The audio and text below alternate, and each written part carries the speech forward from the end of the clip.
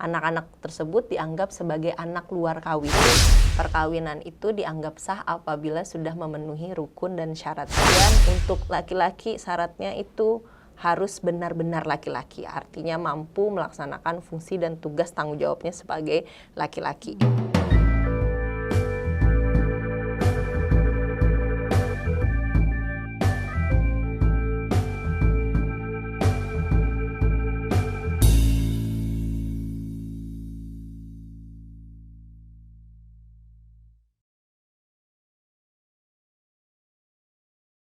Assalamualaikum warahmatullahi wabarakatuh. Selamat sore rekan Suara Hukum.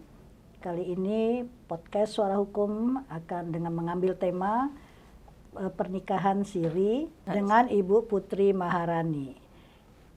Kita diskusi mengenai pernikahan siri, tentunya menarik untuk disimak. Assalamualaikum Ibu Rani. Waalaikumsalam Bu Ya, Febri. sehat selalu.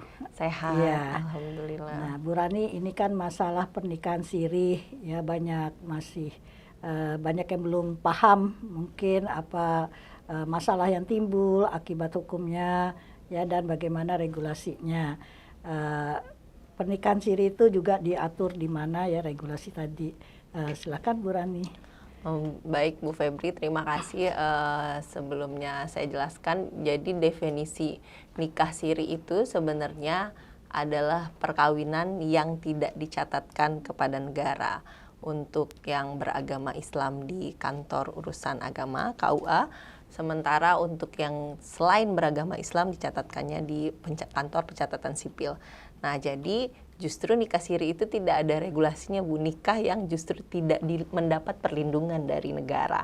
Jadi bagi yang melakukan pernikahan siri mungkin sesuai pasal 2 ayat 1, perkawinannya sudah sah dilakukan berdasarkan agama masing-masing, tetapi kemudian tidak memenuhi pasal 2 ayat 2, perkawinan yang dicatatkan.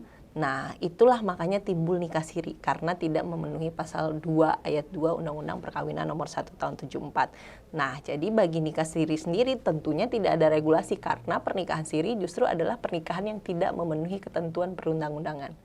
Begitu, Bu Febri. Jadi misalnya secara hukum Islam ya, nikah siri secara agama sudah terpenuhi syarat sahnya ya, tapi ini tidak dicatatkan. Ya, jadi secara agama ya sah sudah begitu, tapi secara negara ya mungkin tidak dicatatkan. Kira-kira ada akibatnya nggak, akibat hukum seperti itu? Kalau kita berbicara akibat hukumnya, tentu perkawinan yang tidak dicatatkan kepada negara itu punya dampak yang paling besar. Itu akibat hukumnya adalah terhadap perlindungan terhadap perempuan, istri yang dinikahi, dan juga nanti anak-anak yang lahir dari perkawinan itu. Misalnya apa?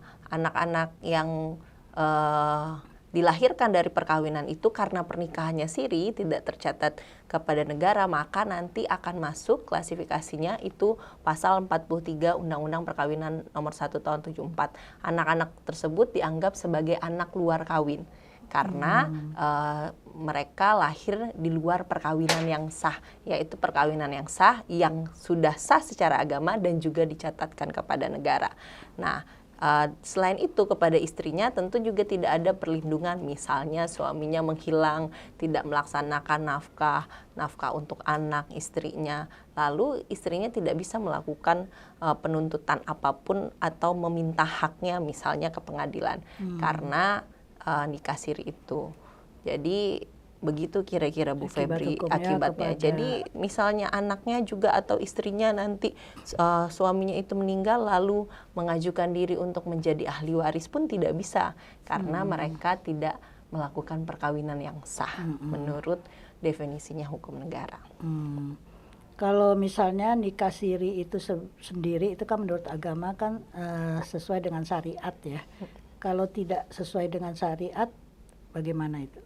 Ada syariatnya itu apa sih, ada apa saja? Oke, Baik Bu Febri, jadi sebenarnya kalau berdasarkan hukum Islam sendiri, perkawinan itu dianggap sah apabila sudah memenuhi rukun dan syarat sah. Nah, rukun itu adalah unsur-unsur pokok yang harus terpenuhi dalam perkawinan. Ada 5, karena Indonesia menganut mazhab Syafi'i, jadi yang digunakan di kompilasi hukum Islam Impres nomor 1 tahun 1991, itu 5 yang pertama harus ada calon suami, kemudian harus ada calon istri, ada wali, ada 2 orang saksi, dan juga ijab kabul. Nah, di masing-masing kelima rukun tersebut ada syarat syahnya masing-masing. Misalnya untuk calon suami dan calon istri, syarat syahnya yang pertama, baik calon suami ataupun calon istri adalah orang-orang yang beragama Islam bagi hukum Islam. Nah, kemudian untuk laki-laki syaratnya itu harus benar-benar laki-laki, artinya mampu melaksanakan fungsi dan tugas tanggung jawabnya sebagai laki-laki. Sementara untuk calon istri benar-benar perempuan, karena kita tahu sekarang ya Bu Febri, ada yang orang mungkin terlihatnya laki-laki tapi sebenarnya bukan laki-laki, begitu. Nah, terus setelah itu juga syaratnya tidak terdapat halangan perkawinan, misalnya hubungan semenda, sedarah, sesusuan, dan lain-lain.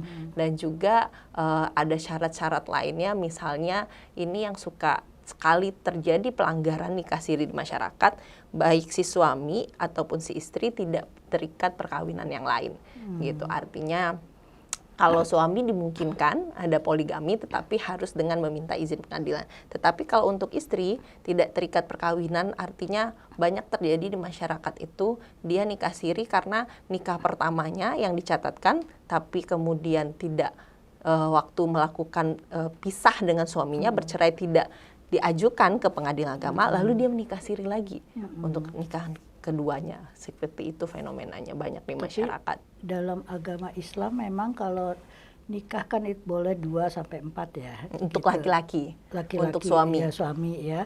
Itu kalau tidak ada restu izin dari istri pertama itu bagaimana syarat sah? Oke, Bu Febri. Jadi sebenarnya di dalam hukum Islam itu aturannya itu di surat An-Nisa ayat 3 menjelaskan bahwa wahai laki-laki yang wahai laki-laki, nikahilah wanita yang kamu sukai 2, 3, atau 4. Tetapi Allah melanjutkannya dengan tapi apabila engkau takut berbuat aniaya dan tidak mampu berlaku adil, maka nikahilah hanya 1 saja. Nah, tapi di surat An-Nisa ayat berikutnya ayat 129 atau 123 Allah melanjutkan bahwa Allah mengatakan bahwa sebenarnya laki-laki seberapapun dia ingin berlaku adil terhadap istri-istrinya, kalau punya istri lebih dari 1 itu, sesungguhnya kata Allah laki-laki itu tidak akan pernah mampu.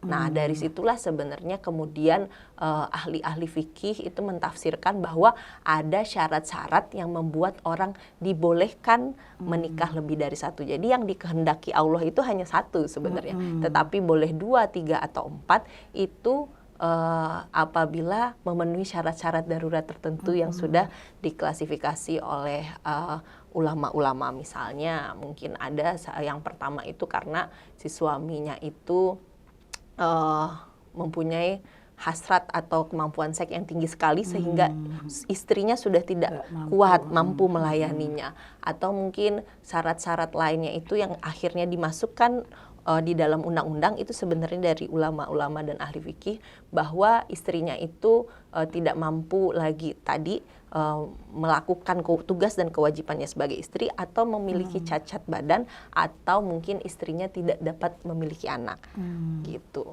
Jadi nggak ada harus izin ya dari kalau dia poligami. Itu syaratnya, Ibu. Syaratnya itu adalah syarat yang harus dipenuhi alasan untuk melakukan poligami. Tapi setelah itu alasan itu terpenuhi, dia juga harus, kalau di Indonesia ini dibuat peraturannya di dalam Undang-Undang Nomor 1 Tahun 74 itu di pasal 4 dan 5 tentang prosedurnya.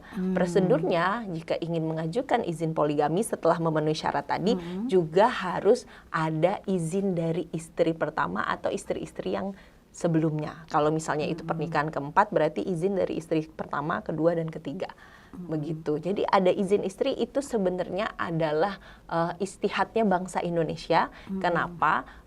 Karena di Indonesia ini dianggap banyak sekali laki-laki yang melakukan poligami, tapi akhirnya melupakan tanggung jawabnya tadi. Nah, untuk perlindungan terhadap pernikahan-pernikahan yang poligaminya kedua dan ketiga itu makanya harus juga diketahui istri pertama. Kenapa? Karena di dalam pasal 4 dan 5 itu juga menyatakan syaratnya selain alasan tadi itu suami itu harus mampu menjamin kehidupan rumah tangga dan anak-anaknya, karena nanti kan ada lebih dari satu keluarga yang ditanggung, 2 keluarga, 3 keluarga. Jadi suaminya harus yang mampu menjamin. Kalau dia tidak mampu menjamin, nanti izin poligami itu akan diperiksa oleh pengadilan apakah dikabulkan poligaminya, dan mungkin saja ditolak Bu Febri oleh pengadilan karena misalnya tidak memenuhi syarat yang di kriteria yang tadi sudah. Jadi saya tambahan jelaskan. itu perlindungan hukum itu dari hukum negara ya, Dari izin. istihadnya bangsa Indonesia. Istihad ya, gitu. Nah kemudian syarat kedua nikah siri itu tadi sudah laki-laki, benar-benar laki-laki dan perempuan, dan kedua syarat kedua tidak ada terdapat halangan kawin di antara suami atau istri. Artinya tidak ada hubungan semenda, tidak ada hubungan sesusuan, dan juga sebenarnya yang dilarang ada oleh agama ya. Ya, yang dilarang oleh agama untuk baik laki-laki atau perempuannya, terutama yang perempuannya itu, kalau laki-laki tadi mungkin 4, tapi setelah 4 misalnya dia menikah ke yang 5, nah itu juga akan sudah jadi masalah Bu, karena kan batasnya menikah itu cuman poligaminya sampai 4. Kalau nanti si suaminya ingin menikah ke yang 5, nah itu jadi masalah itu, karena berarti bertentangan dengan yang dikehendaki undang-undang. Nah, jadi masalah juga ada kasus misalnya istrinya waktu pernikahan pertama sah dilakukannya secara agama, kemudian dicatatkan ke KUA, lalu dia berpisah dengan suaminya yang pertama, tapi tidak pernah mengurus perceraiannya ke pengadilan agama. Kemudian dia menikah siri lagi dengan laki-laki baru yang lain. Nah, itu yang tadi Bu Febri bilang bahwa dia melakukan pernikahan siri sebenarnya juga tidak memenuhi syariat Islam. Karena harusnya diputus dulu, cerai dulu. Karena bangsa Indonesia ini seringkali memisahkan antara hukum agama dan hukum negara. Sementara dia menganggap bahwa mereka berdua udah sepakat nih sama suami pertama bercerai, tetapi statusnya karena tidak pernah diurus ke pengadilan agama, dia tetap buku nikahnya masih masing-masing. Dan kalau salah satu dari mereka meninggal, itu masih saling mewaris satu sama lain. Itu di situ nanti diwaris ya. Iya, diwaris. Dan sekarang juga hal-hal seperti ini jadi perdebatan Bu Febri. Jadi ada dampaknya, apakah perkawinan yang seperti ini termasuk di KUHP nasional yang baru di pasal 403. Kenapa? Karena di pasal 403 menyatakan kalau ada perkawinan yang dilakukan tetapi terdapat halangan kawin, nah termasuk yang masih terikat perkawinan yang lain, maka dapat dipidana oleh negara. Gitu. Jadi bukan hanya ada di aturannya undang-undang perkawinan, tidak ada sanksinya, sudah sampai masuk ke hukum pidana. Kebaruannya ya bisa dipidana ya. Gitu. Itu deliknya apa itu? Kalau sebenarnya kalau kita pelajari dari KUHP ini di pasal 403 ini sebenarnya deliknya itu delik aduan. Harus ada Jadi yang bisa mengadukan itu hanya misalnya istrinya, pokoknya orang yang berkepentingan, suami atau istri atau anak-anak dari perkawinan itu. Jadi hanya orang-orang yang punya kepentingan dalam lingkup perkawinan itu, tidak bisa orang lain gitu. Jadi orang-orang yang merasa dirugikan karena terdapat perkawinan selanjutnya itu tadi yang tadi nikahnya disebutnya nikah siri, nikahnya tidak tercatat sementara nikahnya yang pertama perceraiannya belum sah. Seperti itu. Ya, kita tahu bahwa pidana itu kan ultimum remedium ya, tindakan yang dilakukan terakhir. Nah, upaya sebelum pidana mungkin apa upaya-upaya hukum? Nah, sebenarnya Bu Febri harusnya upaya hukumnya adalah tadi pasangan yang melakukan seperti itu harusnya ikut aturannya mainnya hukum negara. Jadi saat dia misalnya berpisah dengan suami pertama, ya dia harus urus perceraiannya di pengadilan agama. Seperti mungkin sebenarnya untuk nikah siri ini ada solusi yang ditawarkan di dalam kompilasi hukum Islam di pasal 7 ayat 3, yaitu untuk perkawinan nikah siri yang tidak bertentangan dengan hukum Islam itu dapat disahkan dengan mekanisme yang disebut isbat nikah. Nah, itu menarik itu isbat nikah, bisa dijelaskan Bu? Ya, Rani. isbat nikah itu di pasal 7 ayat 3 itu dinyatakan hanya dilakukan untuk 5 hal, diantaranya yaitu kalau isbat nikah itu dilakukan untuk mengurus perceraian di antara pasangan yang menikah siri, atau misalnya isbat nikah itu dapat dilakukan karena perkawinan itu dilakukan sebelum tahun 1974, sebelum dilakukannya masalah pencatatan, dan atau juga isbat nikah yang dilakukan karena sebenarnya di antara pasangan suami istri tidak terdapat halangan perkawinan apapun, itu boleh dilakukan isbat nikah. Dan juga bisa dilakukan isbat nikah kalau misalnya dalam keadaan suami istri yang akta nikahnya hilang. Dan juga yang terakhir itu saya sedikit lupa, yang nomor 5 itu intinya mengatakan bahwa selama tidak terdapat halangan perkawinan, maka dibolehkan untuk melakukan pencatatan perkawinan. Nah, waktu itu kan kita sudah pernah PKM isbat nikah ke daerah Paku Haji. Mungkin Bu Febri tahu sendiri dari 50 pasang yang isbat nikahkan perkawinan sirinya, tetapi ternyata ada 3 pasangan yang ditolak oleh hakim. Itu karena apa Bu Rani? Alasannya hakim waktu itu menolak karena itu tadi 3 pasangan ini, istri dari pasangan itu, dia begitu juga dengan suaminya, dia sudah menikah sebelumnya. Jadi pernikahan siri yang mau dia catatkan adalah pernikahan siri. Itu adalah pernikahan yang kedua, bukan pernikahan yang pertama. Nah, mereka ini pasangan yang sudah pernah menikah sebelumnya, menikahnya secara resmi, terus sudah punya buku nikahnya, lalu mereka berpisah dengan kesepakatan saja, tidak pernah diurus ke pengadilan agama. Kemudian mereka nikah siri lagi, lalu pernikahan siri yang keduanya ini yang dicatatkan. Makanya ditolak karena hakim. Kenapa? Karena sebenarnya di dalam hukum Islam itu tidak memenuhi rukun dan syaratnya, yang harus tidak terdapat halangan kawin. Karena seorang istri yang masih terikat perkawinan dengan suami yang lama itu berarti jatuhnya kategorinya poliandri. Poliandri ya. Ya, gitu Bu. Nah, inilah yang menarik. Poliandrinya ternyata kalau tidak diurus nanti bisa ditarik-tarik ke pidana kalau ada yang merasa dirugikan.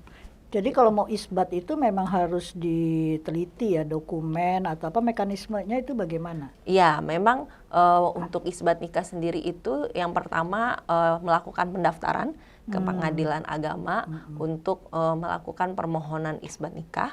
Nah, setelah itu petugas pengadilan akan meneliti dokumen dan kemudian disidangkan karena ini kasusnya permohonan biasanya volunteer, sidang tapi hanya dengan 1 hakim cukup. Karena hasil akhirnya bukan putusan tapi penetapan. Nah, hakim itulah yang meneliti dan melihat, langsung bertanya tentang berkasnya dan juga keadaan, akan diperiksa oleh hakim bagaimana keadaannya saat mereka melakukan nikah yang menurut mereka sudah memenuhi rukun dan syarat sah hukum Islam.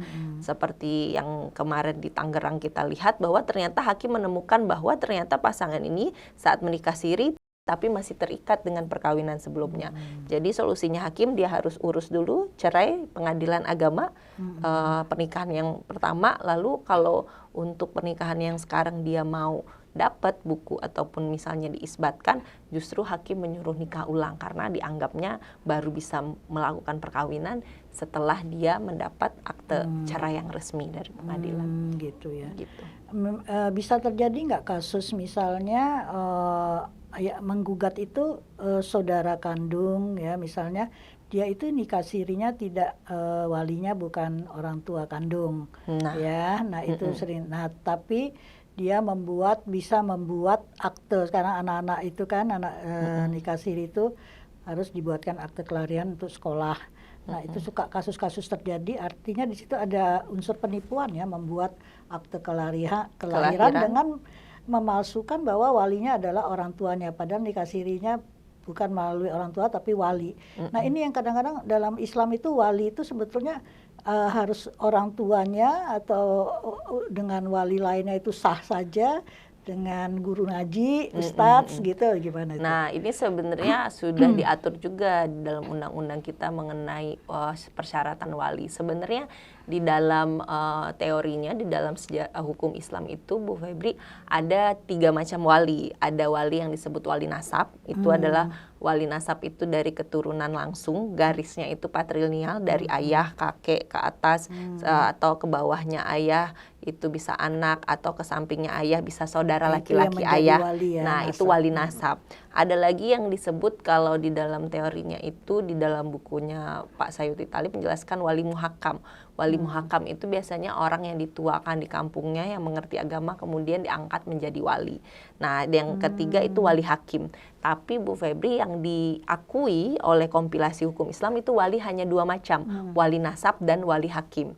Artinya jika tidak ada wali nasab, tadi bapaknya atau kakeknya atau saudara laki-laki bapak atau anak laki-laki atau saudara laki-laki dari bapak, nah itu berarti langsung nanti KUA itu akan memutuskan kalau tidak ada wali nasab akan langsung digunakan wali hakim, yaitu petugas dari kantor urusan agama KUA atau PPN, penjabat pencatat akta nikah itu PPN. Jadi bagaimana kalau nikah siri itu tanpa wali yang tadi ditentukan 2 itu, tapi misalnya dengan guru ngajinya, kan suka begitu tuh. Nah, itu bagaimana dari hukum Islam? Nanti hakimnya, itu fungsi hakimnya akan memeriksa tadi Ibu. Kalau hakimnya memeriksa kemudian walinya adalah wali yang tidak berhak, bukan wali nasab, maka atau wali hakim, karena yang diakui hanya wali nasab dan wali hakim, berarti nanti isbat nikahnya akan ditolak karena tidak memenuhi rukun dan syarat sah perkawinan yang sudah ditentukan di dalam hukum Islam. Begitu. Jadi kalau sebenarnya mungkin ada juga misalnya pasangan calon suami atau calon istri yang punya masalah, misalnya si calon suaminya tidak disetujui oleh bapaknya. Nah, itu mungkin terjadi ya Bu ya. Jadi bapaknya tidak mau menjadi wali nih dari istrinya. Itu ada prosedur sebenarnya yang bisa diurus ke pengadilan agama Bu Febri. Mengurus prosedur namanya permohonan pernikahan dengan wali adol. Wali adol itu artinya walinya enggan, wali dari si ayahnya, wali nasabnya enggan untuk menikahkan. Nah, kemudian itu juga akan diperiksa oleh pengadilan agama, oleh hakim. Kenapa sih bapaknya enggan gitu untuk menjadi wali? Apakah alasannya itu sesuai dengan syariat Islam atau tidak sesuai? Kalau misalnya tidak sesuai dengan syariat Islam, bisa saja nanti hakim itu mengizinkan walaupun bapaknya ada tapi tidak mau menjadi wali, maka nanti hakim pengadilan agama memutuskan misalnya menerima permohonan itu. Jadi nanti si calon istri itu yang menikahkan langsung pakai wali hakim, itu namanya wali adol, wali yang enggan lalu digantikan menjadi wali hakim, tapi harus diurus prosedurnya ke pengadilan agama. Maka setelah wali adol, wali enggan, nikahnya tetap sah. Ya, tapi kan sepanjang atau selama ini tuh banyak praktek yang pokoknya supaya menghindari berzina ya. Iya, jadi menggunakan ya guru ngaji saja, orang terdekatnya, seperti itu, banyak seperti itu. Padahal sekarang harus tahu bahwa semua syariatnya Islamnya itu harus benar-benar yang sudah sesuai. Padahal syariat Islam itu sudah tegas aturannya, cuman manusia saja suka menyesuaikan dengan keadaannya gitu, lalu menggunakan pikiran dan interpretasi penafsiran sendiri seperti itu. Tapi mungkin perlu juga ada penyuluhan hukum ya. Ini yang nikah siri ini yang ya itu tadi pakai walinya, yang guru agamanya atau apa. Nah, ini perlu juga ada penyuluhan hukum seperti itu gitu. Jadi seolah-olah nikah siri itu membatalkan zina atau apa ya semacam itu ya Bu Rani ya. Iya, karena ya itu tadi ada yang tadi sudah saya ceritakan bahwa memang secara teori dasarnya tadi wali dalam hukum Islam itu ada 3, wali nasab, wali muhakam, dan wali hakim. Nah, ini yang suka dipakai oleh masyarakat yang wali muhakam. Begitu. Sementara wali muhakam itu sendiri tidak diakui di dalam kompilasi hukum Islam. Gitu. Jadi yang diakui oleh kompilasi hukum Islam ya hanya wali nasab dan wali hakim saja. Nah, mungkin benar kata Bu Febri, karena itu masyarakat kita nggak tahu nih bahwa peraturannya itu dibuat seperti ini sebenarnya untuk perlindungan keluarga sendiri yang melakukan perkawinan gitu. Nah, itu perlu sosialisasi banyak dari kampus-kampus dan orang-orang yang paham dari peraturan itu. Sebenarnya Bu, itu termasuk tugas pokoknya kantor urusan agama KUA untuk melakukan penyuluhan ke masyarakat.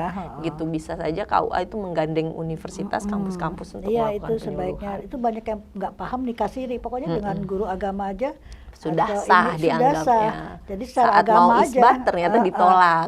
Gitu, isbat ditolak gitu. Itu yang memang bagus. Itu penyuluhan kemarin ya, dari 53 orang ditolak, terus karena apa ya. Nah, berkaitan dengan KUHP yang baru nih, itu ada sanksi ya, kena itu. Nah, cukup berat ya. Itu bagaimana bisa dijelaskan? Iya, nah jadi Bu, ada sebenarnya itu beberapa peraturan-peraturan di dalam KUHP yang baru. Biasanya praktisi sekarang menyebutnya KUHP nasional karena KUHP yang lama bawaan dari Belanda yang sekarang adalah KUHP nasional Undang-Undang Nomor 1 Tahun 2023. Nah, itu mulai dari pasal 401 ada tindak pidana terhadap asal usul dan perkawinan.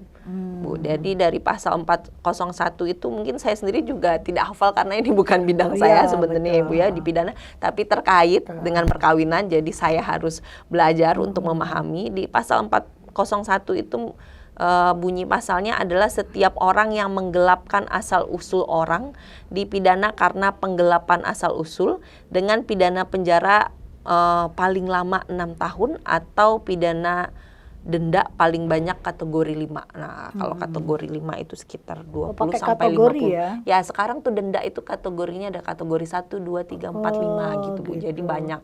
Dan kategori 5 itu sekitar antara 20 sampai 50 jutaan gitu. Cukup besar. Ini asal usul maksudnya apa? Bahwa itu tadi Ibu nggak boleh tuh yang menggelapkan walinya atau misalnya memasukkan saja di kakaknya bahwa ini anaknya atau siapa. Nah, itu dipidana sama negara sekarang Bu.